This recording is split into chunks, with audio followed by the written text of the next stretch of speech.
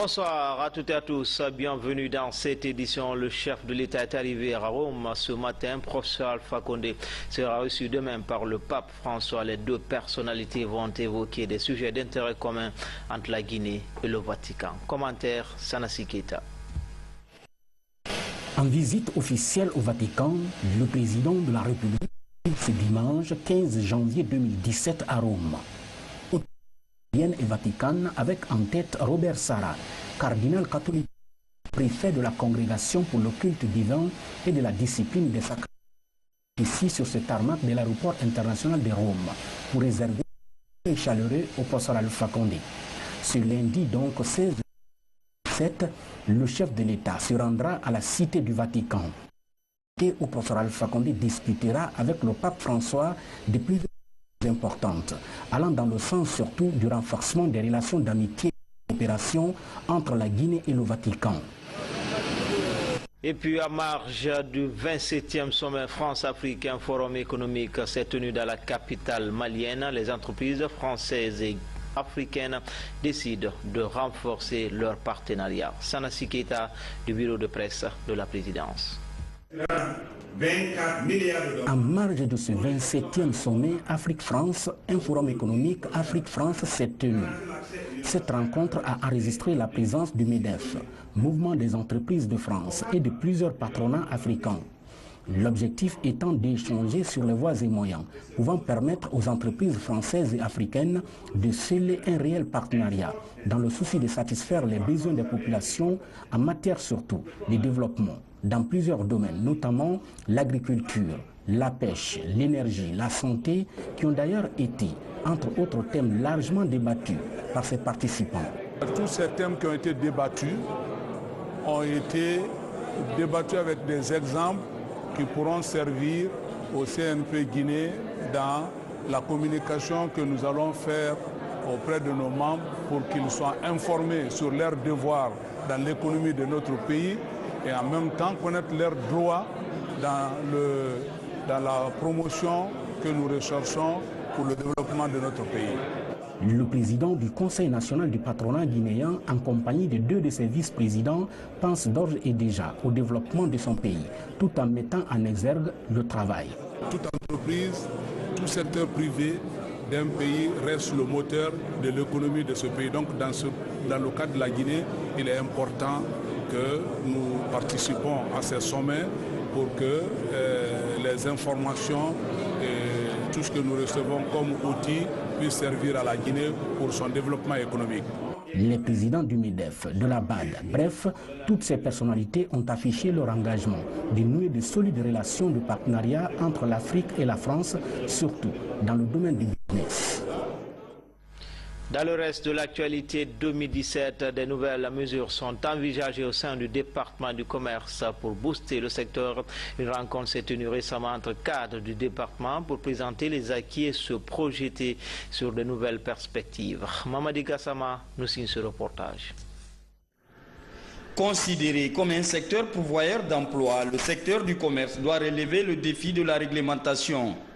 Conscients de cet état de fait, les responsables du département comptent prendre de nouvelles mesures pour atteindre les objectifs pour l'année 2017. Nous allons continuer les efforts pour la finalisation de la construction du laboratoire national de contrôle de qualité et nous allons continuer aussi à la mise en œuvre des accords bi- et multilatéraux que nous avons signés, que la Guinée a signés dans le domaine commercial. Aussi le renforcement de nos services déconcentrés. La lutte contre les produits prohibés et la sensibilisation des populations contre l'utilisation du Soudan 4 ont enregistré des résultats encourageants. Le défi à relever reste la maîtrise des prix des denrées alimentaires et le renforcement des capacités des cadres du commerce. Compte tenu du choix économique et politique de notre pays, on ne pourrait pas contrôler tous les prix. Il y a de ces prix qui sont homologués, j'ai cité les produits pétroliers, j'ai cité des produits avec lesquels sur lesquels nous avons plutôt des conventions avec les opérateurs. Et ça, nous faisons la surveillance, nous faisons le contrôle. Maintenant, les autres prix, bien sûr, on peut faire de la surveillance. Le renforcement de la chaîne de valeur est un autre facteur à ne pas négliger. Un processus qui passe nécessairement par la valorisation de nos filières agricoles, notamment la mangue, l'anacarde, le café et le cacao. Justement, en plus bref, un important lot de produits impropres à la consommation a été saisi au grand marché de la ville de Guékétou. C'est une opération réussie par la section contrôle de qualité des normes de la dite préfecture. Nous y reviendrons. Espace Santé, nouveau document de politique nationale de biologie médicale en Guinée. Il a été élaboré par un pool de consultants nationaux et un comité de suivi et de mise en œuvre. Ce document vise une meilleure réglementation des activités de laboratoire en Guinée. Solide Kira nous signe ce reportage. 8 ans après la dernière révision de la politique nationale de biologie médicale de la Guinée, le ministère de la Santé procède à l'amendement de ce document directeur. Un comité de suivi de consultation est mis en place. Il travaille de concert avec le pool de consultants qui a travaillé sur la révision du nouveau document. Les grands enjeux, d'abord, il faut qu'on se conforme à la politique des maladies qu'il y a dans ce pays. Ça, c'est très important. On prend en compte l'évolution des maladies dans le pays, pas seulement des épidémies, mais les maladies qui sont courantes dans ce pays. 2, il faut absolument qu'on prenne en compte les nouvelles stratégies qu'il y a au niveau mondial et il faut qu'on prenne en compte également les nouveaux flux de financement qu'il y a dans ce pays pour le secteur de la santé. Cette fois-ci, nous allons tenir compte des aspects liés aux prescripteurs, des aspects liés à la gouvernance, des aspects liés à la qualité du personnel qui va travailler dans les labos et des aspects qui sont liés à ce qu'on appelle le paquet minimum d'activité de chaque laboratoire en fonction du niveau de notre pyramide sanitaire. La nouvelle politique de biologie médicale répond à une exigence, celle de donner à l'activité de laboratoire toute sa place dans le domaine sanitaire. Elle fait suite à la décision des nouvelles autorités sanitaires d'ériger la division de la biologie médicale en direction nationale. La démarche s'inscrit dans le vaste programme de relance et de résilience du système de santé après l'épidémie de la maladie à virus Ebola. Ebola nous a éprouvés pendant 2 ans et pendant cette douloureuse période, il est apparu qu'on ne peut pas faire une bonne médecine sans une bonne biologie. Et le laboratoire n'étant pas à l'époque une priorité d'emblée dans la pratique, il fallait remettre sur selle ce diagnostic pour la satisfaction réelle des patients et de nos populations conformément à une politique générale du gouvernement. Grâce à l'appui financier de l'Agence française de développement AFD, le contenu du nouveau document est présenté à ces spécialistes du laboratoire venus des secteurs privés, publics et mixtes. Le document révisé couvre une période de 5 ans. Il devra surtout permettre d'élaborer un schéma directeur des activités de laboratoire dans le pays. C'est parti pour les opérations de déguerpissement des artères principales de la ville de Conakry. C'est une action du gouvernorat. Elle consiste à améliorer la fluidité dans la circulation routière et donner une autre image à la capitale. Moussa Bangoura, Ousmane Kamara. Le gouverneur de la ville de Conakry va en guerre contre les occupations anarchiques et stationnements fantaisistes des véhicules le long des artères principales. À la place des Martyrs, tout comme sur l'avenue de la République, tous les encombrants physiques ont été dégagés par la police verte. Une action que le gouvernorat entend poursuivre pour rendre la circulation fluide. Les gens viennent garer les véhicules n'importe comment et les femmes aussi profitent de l'occasion pour vendre les aliments. Les véhicules ne seront plus garés anarchiquement. Ça va nous permettre non seulement d'assainir la ville de Conakry, mais aussi ça nous permettra d'éviter les embouteillages que les gens créent tous les jours par-ci par-là. L'autre facette, c'est l'aménagement des parkings payants. On ne doit pas garer n'importe où, n'importe comment, et sans payer au moins une redevance pour le développement de la ville. On a fait des carnets. Ces carnets seront distribués aux intellectuels qui vont immatriculer les véhicules qui garent, le contact, l'adresse du propriétaire avant de lui délivrer le carnet et la place à garer. À partir de cette nuit, la machine du gouvernorat va racler tout sur son passage. Vieux véhicules et autres encombrants installés le long des artères publiques seront déguerpis. Le gouvernement guinéen lance un programme de pavage des routes des villes du pays profond. Sigiri, le site pilote avec plus d'1 kilomètre. La ministre des Travaux publics était sur place pour le démarrage des activités. Ansoumani Toumani Kamara, de retour de Bouré. Avec la pose de ce tout premier pavé, le gouvernement lance un vaste projet de pavage des voiries urbaines des villes du pays. La commune urbaine de Sigiri bénéficie dans ce projet pilote de pavage de plus d'1 kilomètre d'une largeur de 10 mètres. Le choix de l'une des villes les mieux loties mais les plus poussiéreuses du pays obéit à des critères. Sigiri répond à tous les critères. Fondamentalement, l'existence de matériaux locaux, qui est le sable, qui coûte beaucoup moins cher. Et aussi, après Conakry, Sigiri est la ville la plus peuplée. Du point de vue poussière, c'est la ville la plus poussiéreuse aussi. Donc Sigiri répond à beaucoup de critères. Le projet, ce qu'on fait aujourd'hui, c'est pilote, mais ça doit s'étendre à toutes les préfectures où c'est possible de le faire. À travers ce projet de pavage des villes de l'intérieur du pays, le gouvernement se lance dans de nouvelles stratégies de désenclavement des localités, de création d'emplois et de plusieurs autres avantages. C'est un financement qui tourne autour de 4 milliards 500 pour ce projet pilote d'1 kilomètre 200. 1 kilomètre de bitume, c'est situé aux environs de 10 milliards de francs guinéens. La différence à fait, vous avez vu tous les avantages de l'emploi que cela crée, des produits locaux que cela crée, du désensablement que ça va créer. Et donc effectivement, c'est un avantage. Et nous espérons mobiliser plus de financement, non seulement pour cette ville, mais pour l'ensemble des villes du pays. Nous sommes très satisfaits pour ça et nous sommes vraiment très réjouis.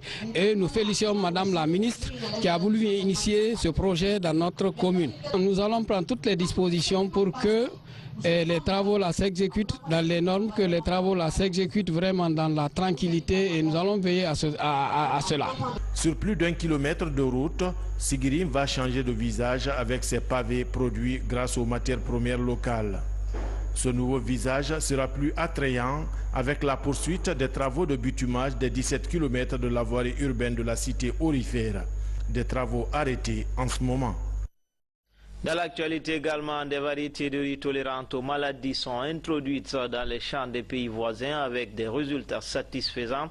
Au-delà du soutien à la production locale, cette offensive du riz Made in Guinée, le fruit des travaux de recherche du centre Kim Il-sung de Kilisi qui célèbre ses 35 ans d'activité en Guinée. Foulé Camara pour en savoir davantage. Janvier 1982, janvier 2017. À la périphérie de Kindia, le plus majestueux édifice de la commune rurale de Molota, à 35 ans. Portant le nom de son donateur, le centre de recherche agronomique Kim Il-sung de Kilisi est un laboratoire à ciel ouvert.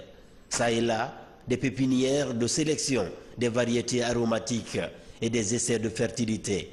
Des essais fruits du génie créateur des chercheurs coréens et leurs homologues guinéens.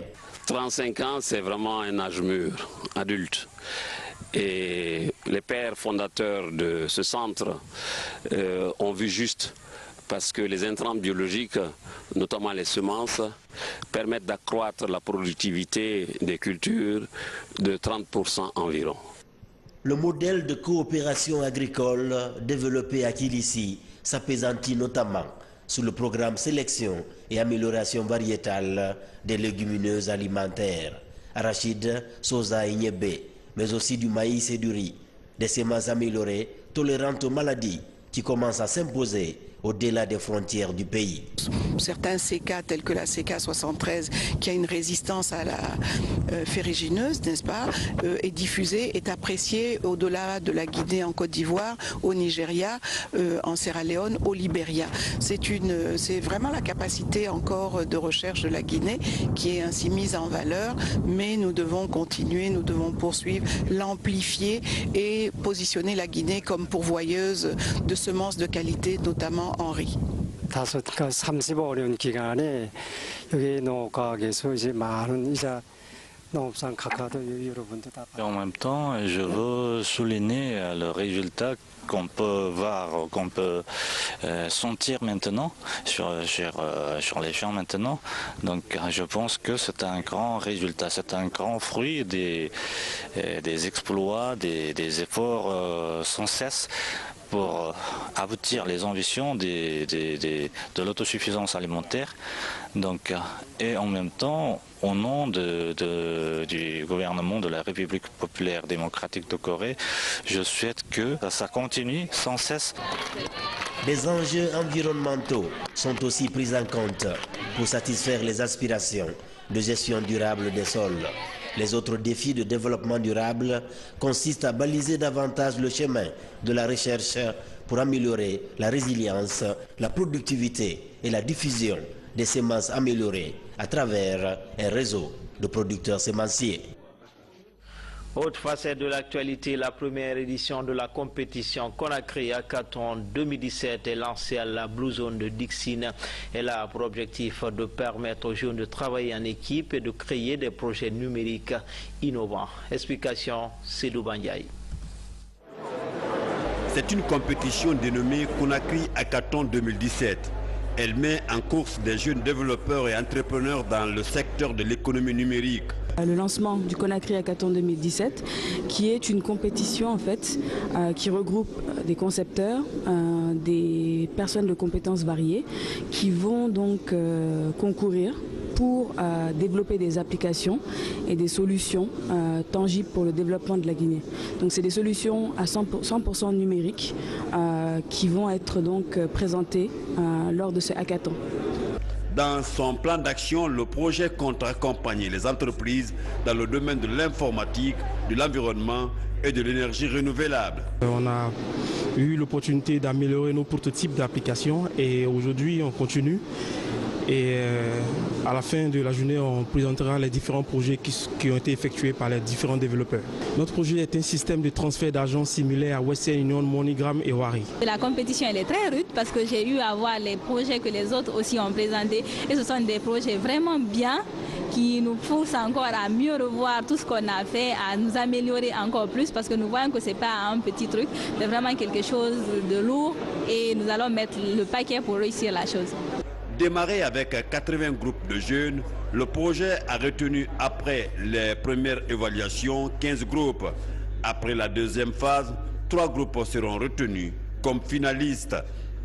Ces 3 groupes considérés comme lauréats auront l'avantage d'être soutenus financièrement dans l'exécution de leur projet. Remise de diplôme à la 7e promotion de l'ISIM UNC, la cérémonie a connu une forte mobilisation. Elle a été présidée par le chef du gouvernement. Cette 7e promotion porte le nom de Mamadi Youla. Alpha Yassila. Ils sont 99 étudiants du groupe universitaire USIM UNT à recevoir leur diplôme de fin d'études supérieures. Il constitue la 7e promotion de l'Institut supérieur d'informatique et de management, Université de Nouvelles Technologies. Cette 7e promotion porte le nom du Premier ministre, chef du gouvernement, Mamadi Youla. L'Université des Nouvelles Technologies ISIM-UNT montre déjà de grandes ambitions. D'abord, par la cohérence de son programme académique universitaire qui s'articule avec les besoins de développement économique et social de notre pays. Il s'aligne aussi sur l'évolution des nouvelles technologies et de l'économie numérique et s'appuie sur la qualité de la formation. Ces étudiants récipiendaires ont été formés dans les filières comme MIAGE, réseau, télécom, droit des affaires, relations internationales, administration, banque, assurance et finances. Les invités à cette cérémonie ont encouragé les jeunes à plus d'imagination pour affronter la vie active. Si vous avez la chance de porter le nom d'une telle personne, je crois que vous devez vous en inspirer. Ne vous dites pas qu'à la sortie de l'université, vous allez tout de suite trouver un emploi ou créer votre entreprise qui réussira. Mais la première chose à observer, c'est la patience. Le Premier ministre a pour sa part exhorté les étudiants diplômés à la formation continue. Je voudrais ici, en mon nom personnel, au nom de ma famille, vous dire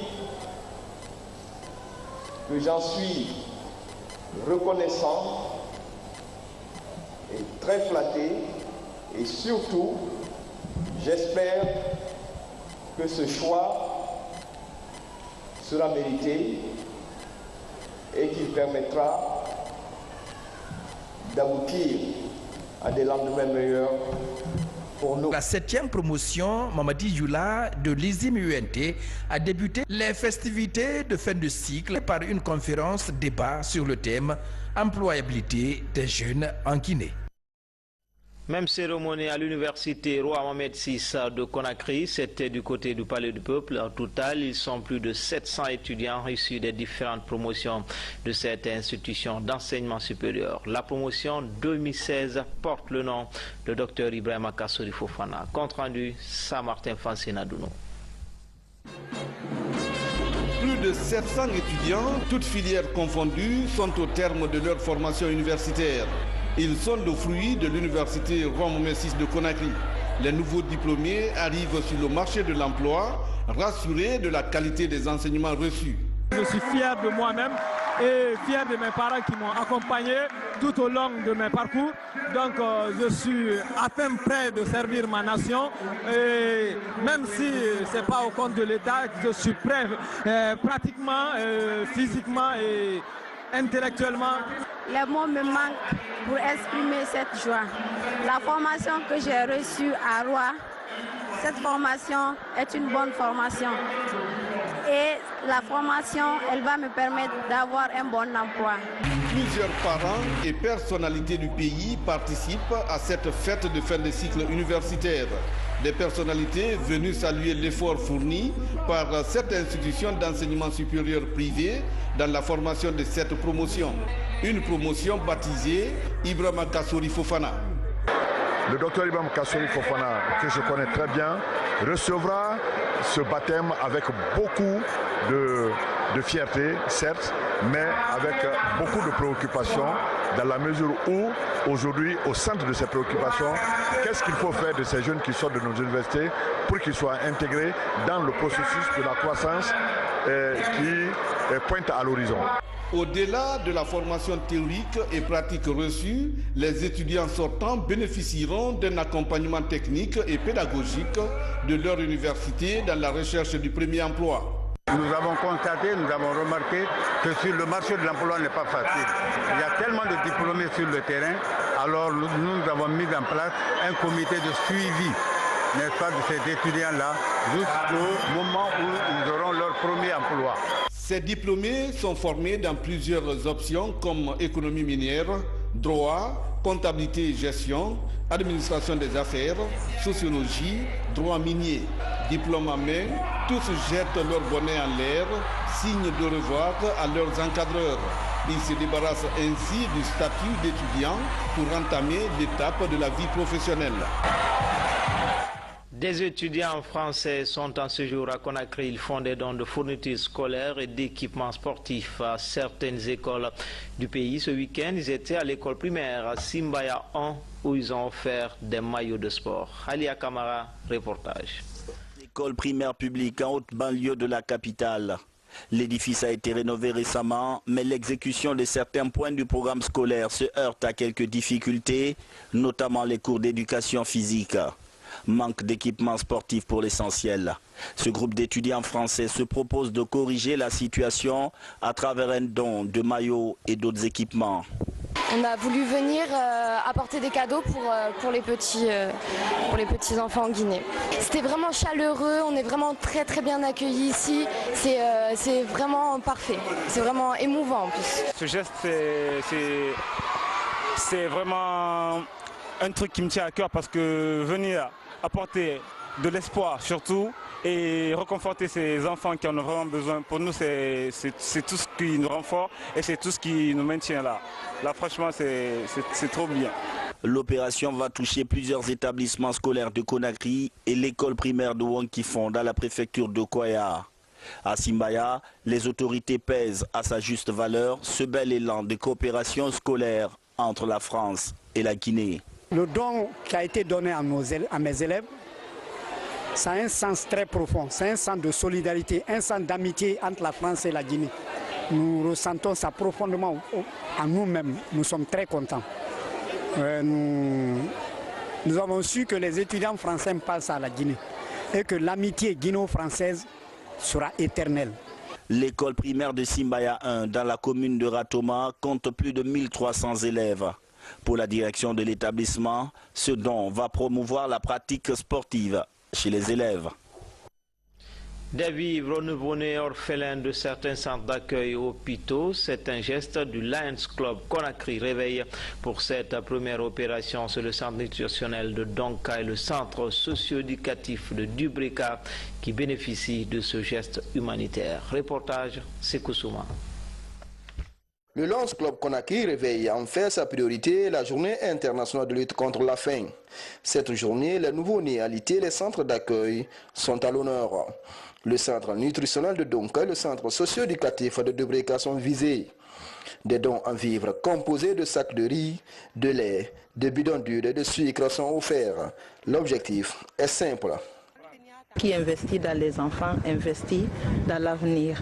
Donc si les enfants sont mal nourris, nous avons un avenir malsain. Donc c'est pourquoi nous avons pensé à ces enfants qui sont malades, essayer de venir au chevet de l'État qui se bat déjà pour ces enfants. Donc nous aussi nous avons essayé de notre manière de venir au chevet de ces enfants pour leur apporter quelque chose.